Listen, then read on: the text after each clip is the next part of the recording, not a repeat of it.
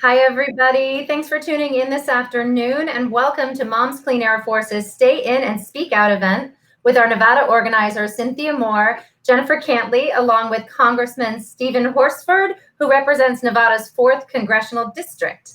My name is Molly Michael, and I'm going to tell you more about Jen, Cynthia, and the congressman in just a moment so they can kick off their conversation. But before I do, we have a short pre-show fun video from one of our favorite bilingual performers and Latin Grammy Award winners, Mr. G. Hola amigos, it's Mr. G coming to you from my recording studio in the woods of western Massachusetts. How's it going, Nevada? We're going to have an exciting event today. Representative Horsford will be there, but I thought we'd start off with a song.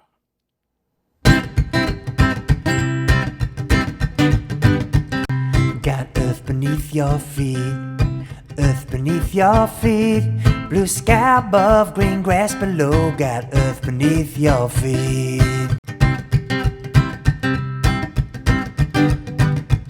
Feel the wind blow through your hair, the wind blow through your hair, blue sky above, green grass below, feel the wind blow through your hair.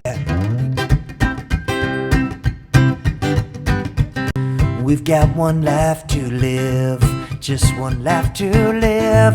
Open up your heart, let the healing start. We've got one life to live.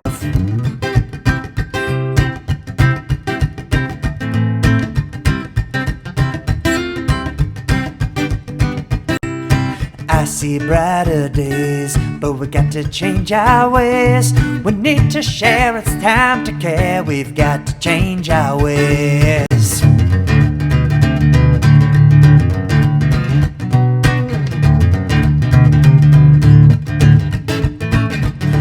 For the birds up in the sky, and the fish down in the sea, for the cats and dogs and the monkeys in the trees, we're all one big family. Come on, let's live in harmony, but we've got to change our ways. I see brighter days.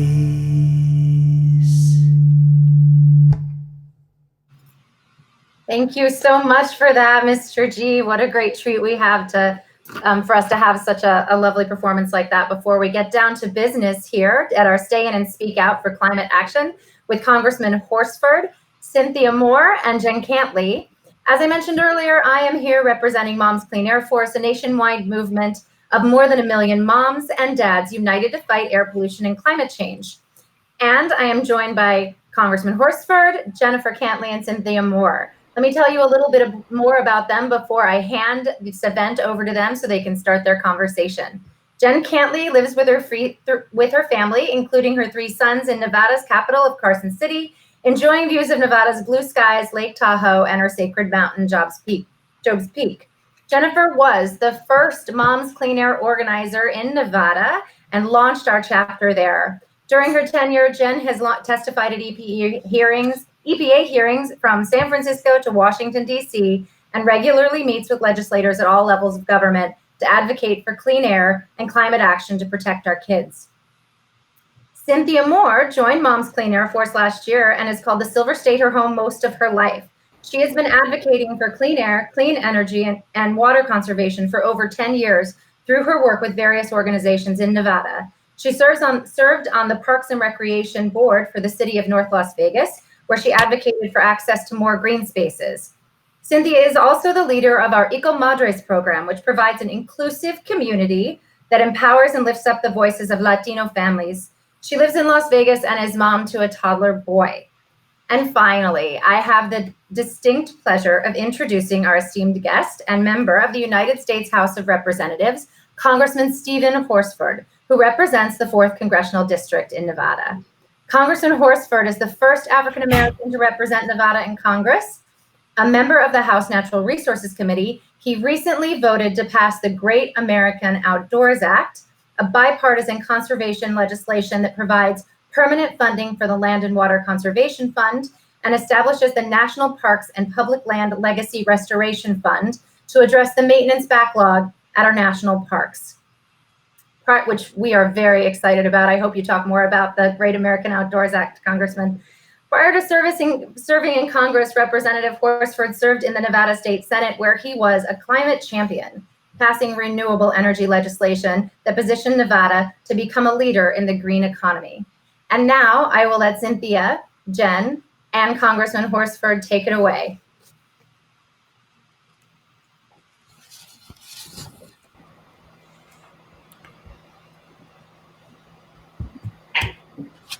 Well, good afternoon, everyone, and I want to thank Mom's Clean Air Force for inviting me to participate in today's discussion on the importance of protecting the environment for our children and our families. I'm practicing social distancing right now and wearing the mask, so apologies for that in the middle of this pandemic.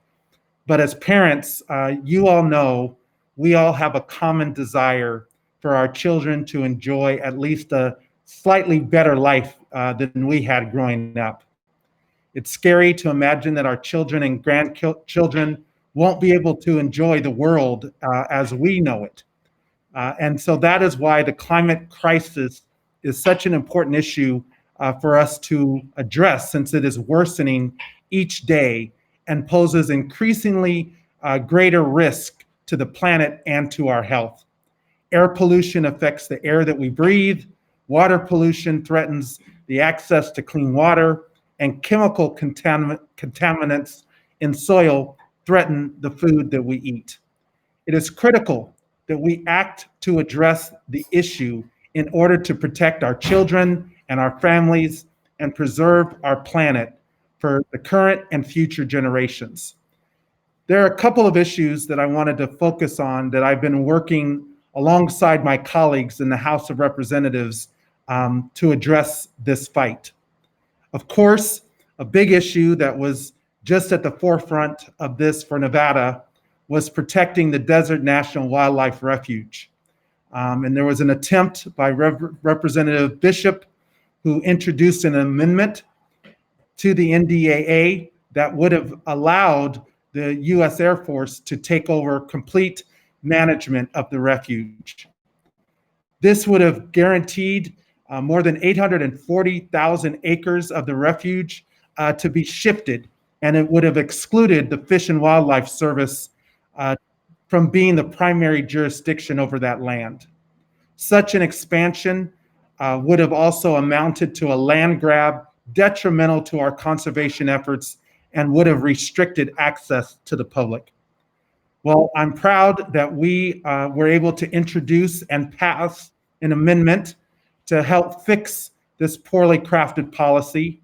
And I'm proud to say that my amendment was unanimously approved by the House as part of the NDAA.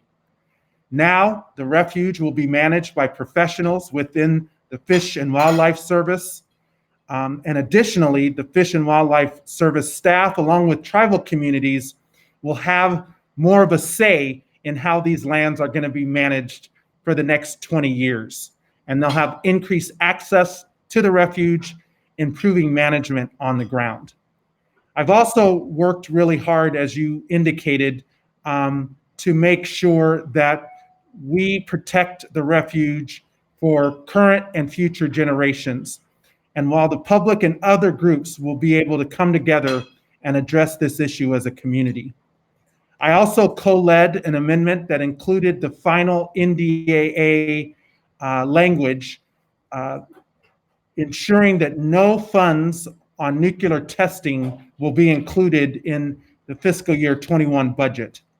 Keeping dangerous explosive testing out of our backyards and away from our loved ones is a top priority I will continue to fight for. I know we're going to talk more about the Great American Outdoors Act, which I am proud to have co-sponsored, and the fact that it includes permanent funding for the Land and Water Conservation Fund, which is one of the most important resources that we have to fund our local and regional parks, our state parks, as well as our national parks, and to really make sure that we're addressing the land and water needs of our community is something that I'm also very proud of. Recently, I also helped to sponsor and pass the Green Act. It was passed by the House of Representatives as part of a larger infrastructure package called the Move Forward Act. My bill provides tax incentives for solar and geothermal, and it extends and expands the renewable energy investment tax credit and production tax credits so that we can create more green economy, green jobs that are safe for our environment and safe for our community. These are just a number of the issues in Congress that I've been working on, and I want you to know that we will continue to fight to help protect all of our children, all of our families, and all of our communities against climate change. And again, I want to thank all of you for your tremendous work in organizing with Mom's Clean Air Force, and I'm really proud to be on this call with you today. Thank you. Thank you. We're so grateful you're on the call with us today, too. For nearly a decade, moms have been organizing to demand meaningful action to stop climate pollution because it is threatening our safety and well-being. But more importantly for moms, it is threatening the safety and well-being of our children and grandchildren.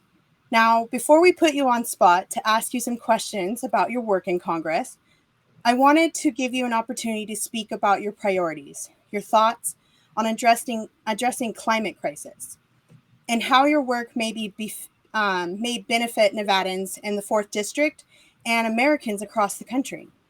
Congressman, actually, I would love it if you would tell us a little bit about your feelings on the roadmap that the Select Committee in the Climate Crisis just released that would put us on a path toward climate safety.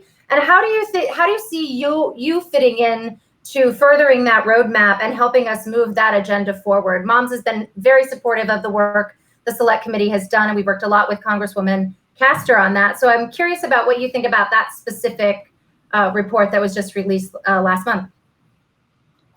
Well, Chairwoman Castor and the Select Committee on the Climate Crisis have done yeoman's work around the issue and really have developed, as you said, a climate action plan that provides a comprehensive approach to address this issue from many angles. Congress now needs to act to meet the goals that have been set forth in this plan. And as a member of the Natural Resources Committee and on the Ways and Means Committee, I'm able to advocate for our public lands and our parks. I've worked to expand our use of renewable energy, as I said, with green energy tax credits.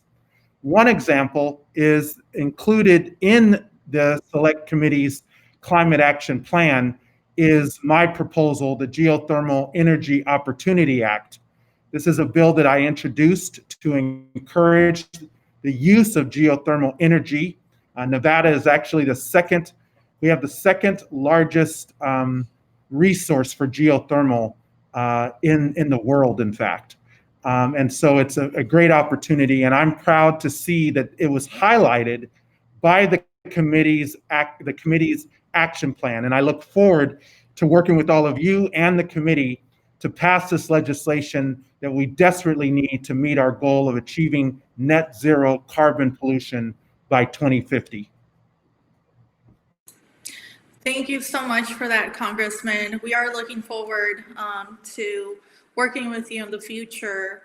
And Nevada's really lucky to have you in Congress because you are advocating for things that are important to our state and will continue to position us in as being a leader in the green economy. Now, if you're ready, we're going to put you in the hot seat to take questions from some of your constituents. We're going to start with one of your youngest constituents and future voter. Killian is 5 years old and lives in North Las Vegas.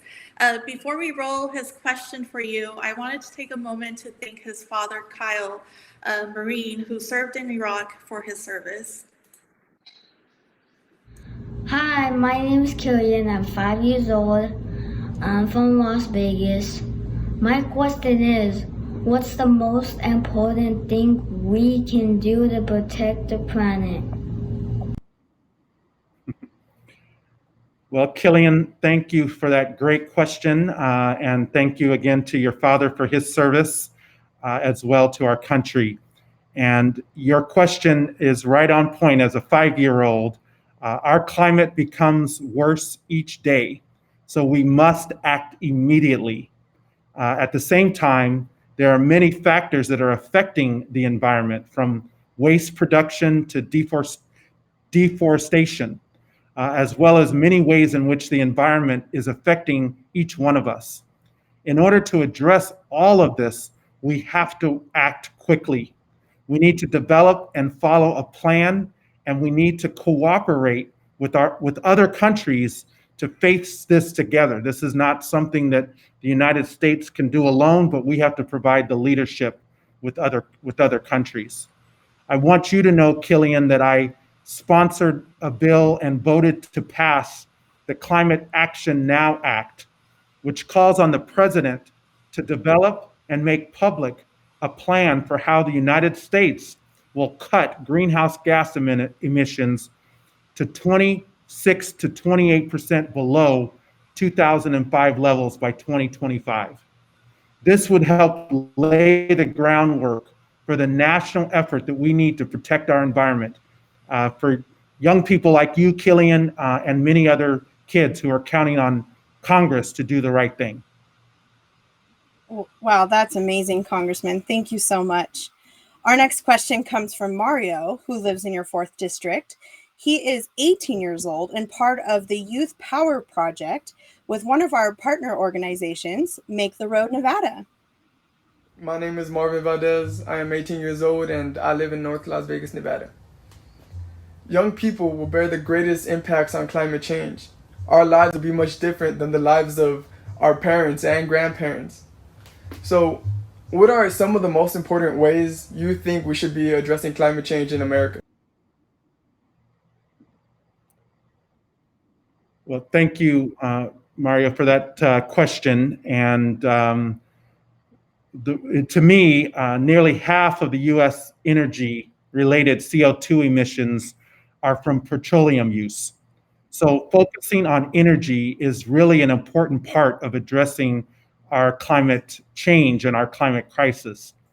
I am a longtime champion of clean energy, and I've joined my colleagues in introducing the 100% Clean Economy Act, which sets a nationwide goal of achieving a complete clean energy economy. I've also worked to support ways of reducing our energy consumption to begin with. I've introduced the Dynamic Glass Act, which was recently passed by the House as part of an infrastructure bill called the Moving Forward Act. This legislation encourages the use of a type of glass that helps control the amount of light and heat entering a building, reducing the amount of energy that building then consumes. So this is one of the things that we need to do to address energy efficiency. It's great for the environment. It's good for the economy. It actually helps create jobs, and it's part of the Moving Forward Act also, which included $70 billion to help transform our electric grid and expand renewable energy. So these are just a few of the important things that I think that we need to do to address climate change in America. And I want to commend you, Mario, for being a part of this fight, because we can't do it without your participation. Thank you so much, Congressman. We now have a question from David, who is also one of your littlest constituents. He lives in North Las Vegas and has a question for you about your job.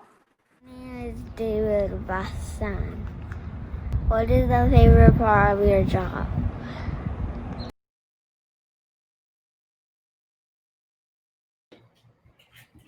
Hey, David. Well, first, my favorite part of my job is constituents like you, being able to hear from and talk to constituents like yourself, and help me to better serve you as your representative in Congress. I was born and raised right here in Nevada's 4th District, and I take great pride in being able to represent all of you in Congress and to help pass meaningful legislation that will protect our community and help make it better. So I expect you, David, to be one of our community leaders in the years to come. So keep staying involved. I have a feeling we'll see a lot more from David. Our next question comes from David's sister, Evelyn. She is 9 years old and a student at Founders Academy in Las Vegas. I'm Evelyn, my son. I live in North Las Vegas, and you're my congressman. How will you make your air better? Thank you, Evelyn. And yes, I am your congressman, which means I am here to help serve you and answer your questions. So one of the things that I'm trying to do to make Las Vegas better, we're a rapidly growing community. So one of my top priorities is to ensure that we are addressing the needs to provide good paying jobs and skills training, especially as people are put out of work during this public health crisis and the pandemic. I have been working on these efforts before I was ever elected to anything, and during my time as state Senate Majority Leader, ensuring that we don't only bring renewable industries to Nevada, but that we also make sure that we train and hire Nevadans right here in our community. I've continued to work on these efforts in my current role on the House Ways and Means Committee. These renewable and sustainable opportunities not only help combat climate change, but they allow families who are suffering to be able to explore new careers in emerging fields, which is so important to the future of Las Vegas and our community. So those are some of the things that we're trying to do to make Las Vegas better. Congressman. Next up, we have Caleb, who lives in your 4th district in North Las Vegas. And as a young person, he is very concerned about climate change and has this question for you. Hi, my name's Caleb. I'm 19 and I live in North Las Vegas. I'm worried about climate change. What are you doing to help younger children and I have a safe future? Well, Caleb, good to meet you through digital, and I would encourage you to continue to get involved and stay involved on this issue. Climate change is a public health issue that threatens all of our futures and is a health issue in many ways. It has a particularly devastating impact on low-income and marginalized communities, especially in desert states like Nevada. So it's my obligation to help protect you from these effects. So I'm working to do that by protecting our environment and ensuring that you have a safe future and access to safe drinking water, protecting our air that we breathe, and promoting clean energy. I voted, as I said, to pass the Moving Forward Act. This is a comprehensive infrastructure package that invests in expanding renewable energy and cleaning our drinking water, which is contaminated with chemicals such as PFAS. I also voted to pass the PFAS Action Act, which revises several environmental laws and requires the EPA to regulate PFAS contamination. So these are just some of the things that we are doing. I agree with you that climate change is a serious problem and we've got to continue to act. We can't wait another day for these changes to take place. I totally agree with you, Congressman. The next one we have, I'm a little biased of because he is my son, Gabriel, and he was very sad that we weren't able to come to DC and be with you in person this year. So he's very excited to ask you this question because we have been working on air monitors for 4 years. So I'm going to let Gabe take it away. My name is Gabriel. I'm with the Kids Clean Air Force. And my question today for you is, in Nevada, we need better air monitoring systems. And I'm wondering what we could do in Congress to get better air monitoring systems, not only in Nevada, but across this country. I have asthma, and this really concerns me. And I want to know that I'm breathing good air. Thank you for your time today. Well, you definitely have a lot to be proud of there. He is not only cute, but he's very smart as well. And he has a right to be concerned as someone with asthma, as a young boy, that we are working to ensure that we have clean air to breathe. That's not something that any child should have to worry about. I know that at times our air quality is very compromised, and that really should not be the case. That's why I'm working really hard to ensure that the air that we all breathe is safe. The climate crisis is one of the biggest issues facing our nation, and we need to make sure that we address this now. Nevada is at the forefront of this crisis, and we're making sure that we solve this problem. So keep up the work. You have a vested interest, and your mom is very proud of you, and we're proud of you too, Gabriel. Congressman, thank you so much for those thoughtful answers and for taking so much time to speak to us today. We are almost ready to wrap up, but we do have one final question for you. As we have mentioned, Moms Clean Air Force works with moms, dads, and kids across the country to urge our leaders to take meaningful and bold action to fight air pollution and climate change. Do you have any final thoughts you would like to share with us about how we as individuals can take action and make a difference in our communities?